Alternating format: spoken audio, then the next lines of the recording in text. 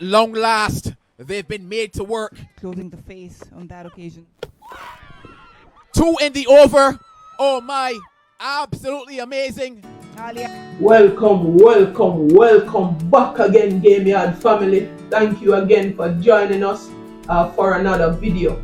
You know, a question that keeps lingering in my mind is whether or not Hayley Matthews, world-class player like Hayley Matthews, will be able to play in an ODI World Cup tournament. If you believe that West Indies can pull this one off, text "believe no man" down in the comment section. There seems to be never a dull moment when it comes on to West Indies cricket. Whether you are looking on the men's team, senior team, or the women's senior team. And as you know by now, West Indies women, they would have found themselves in a very precarious position. And now this video, I will be sharing with you the match summary of the match that was played today between West Indies women and Bangladesh women. And one thing I cannot say about these ladies, they do not have, backbone.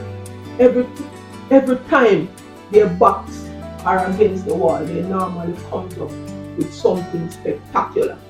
And I am expecting something spectacular in that Thailand match. If you believe that West Indies can pull this one off, text "believe no man" down in the comment section. Stay tuned to Gameyaaad TV as we will be sharing with you the match summary and also the possible scenarios for the West Indies women's team in terms of qualifying for that ODI World Cup. Pakistan would have already booked their place into India, even though I know they will not be playing in India. But one space is left up for grab. Will it be Scotland? Will it be West Indies women? Or will it be Bangladesh? Stay tuned to Gameyaaad TV as we will unravel what would have taken place today and the possible scenarios that can allow West Indies to qualify for this tournament.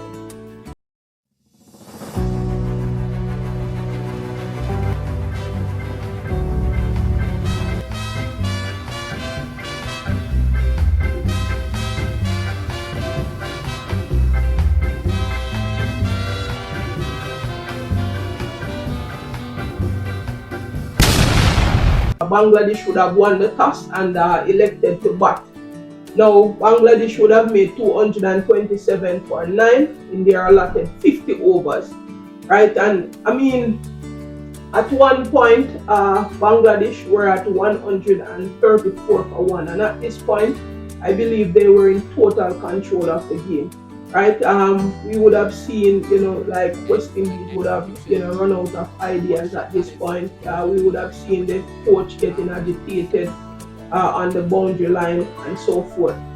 The top scorer for Bangladesh would have been Sharmin Akhtar, and that would have been her third half century in the tournament so far, and she would have taken over the top scorer or the top run scorer of the tournament so far. He would have gone ahead of Nigar Sultana.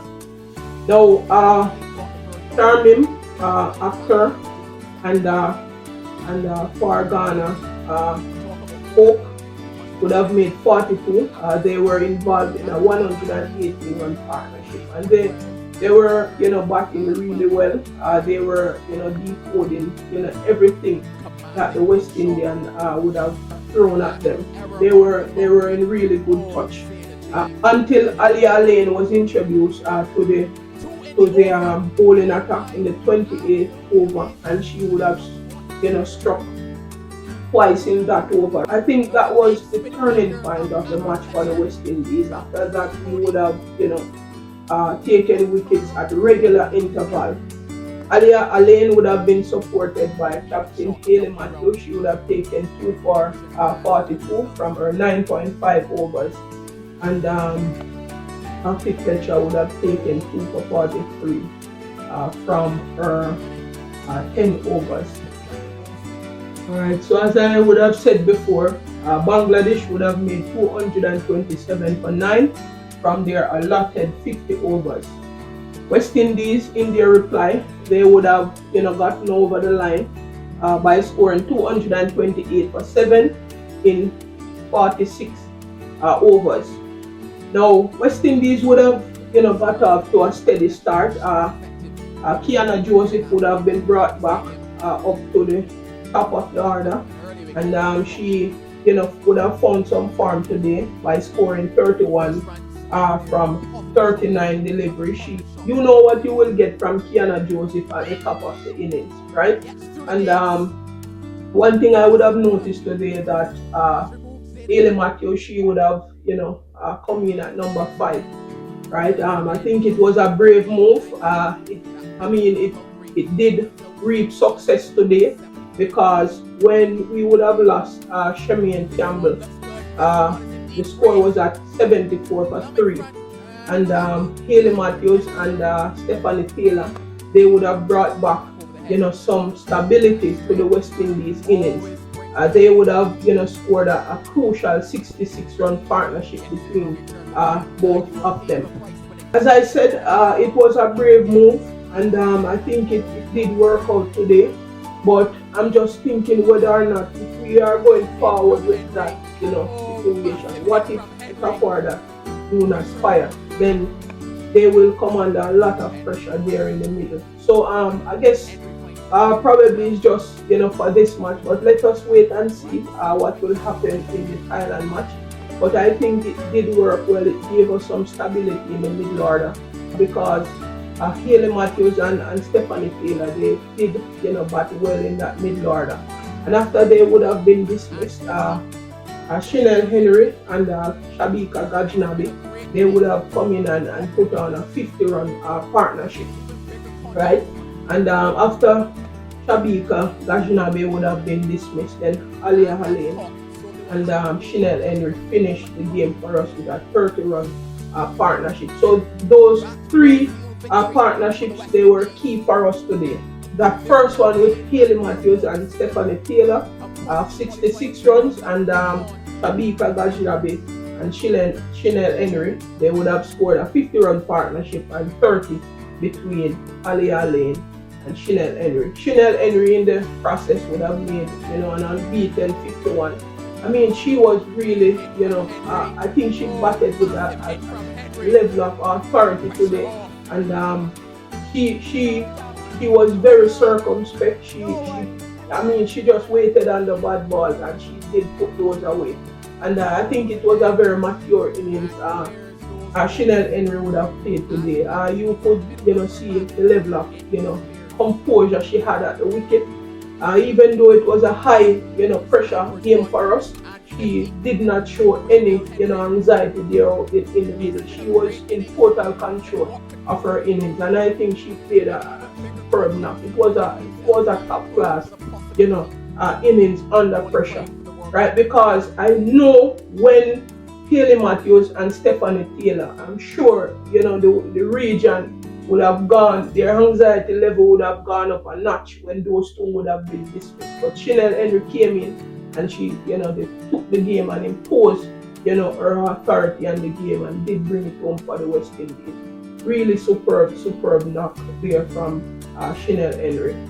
In the process, Mufara, actor, she would have taken 2 for 38 from her 9 overs. Janatul Ferdos, Nahida, actor, Rabia Khan, Fahima Kantun, and Ritu Money, they would have all taken 1 wicket apiece. So West Indies would have won the match by 3 wickets with 24 balls to spare. I think it was a very good game played by the West Indies under pressure. And Alleyne, I think, was superb. As I said, she would have taken a career best score of 39, and she would have made 11 as well. So she was the player of the match. Alright, so let us jump on now to looking on the possible scenario or scenarios. In fact, it is just one scenario, and I'm going to look back on the scenario I would have shared with you from the last video. I would have shared two scenarios. One of them I know, it would have been very difficult, but the first scenario that I would have shared on that video, that's the one I'm going to, just give you a brief update as to, how things are looking, right, for the West Indies.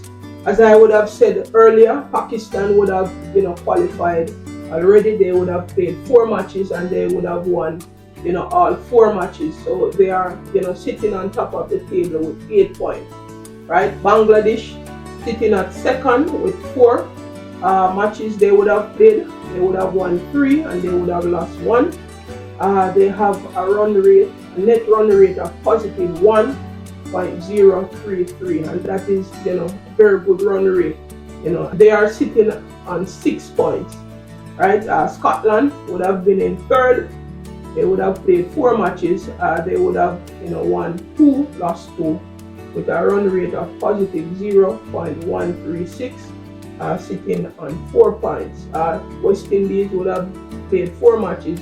They lost 2, they won 2, with a net run rate of negative 0.283, with 4 points, right? And the rest of the table would be Ireland.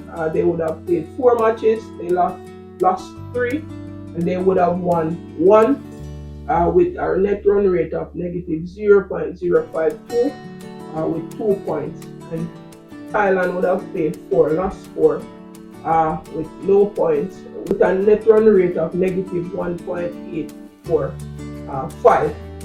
Alright, let us look now on this scenario. Right? All of the matches that I would have predicted, they would have gone, that way. Right? So, as I would have said in my last video, Pakistan have to continue winning.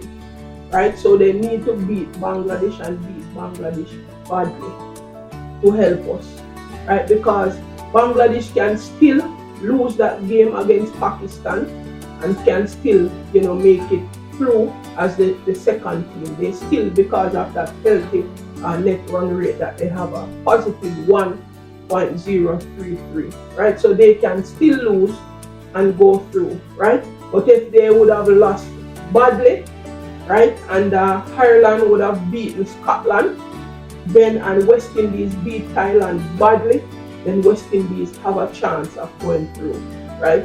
Same with Scotland. If Scotland beat Ireland, then they would have a chance of going through. So these 3 matches are very, very pivotal, right? And the result of these last 3 matches, right, will determine who will be the next team qualified to go to the next World Cup. If you believe that West Indies can win and win comprehensively, and also Pakistan can beat Bangladesh badly, and Ireland win against Scotland, just text "believe no man" in the comment section. You understand me? Bless up. Thank you for joining us for this video, and stay tuned for more to come on this channel. Peace and blessings, everybody.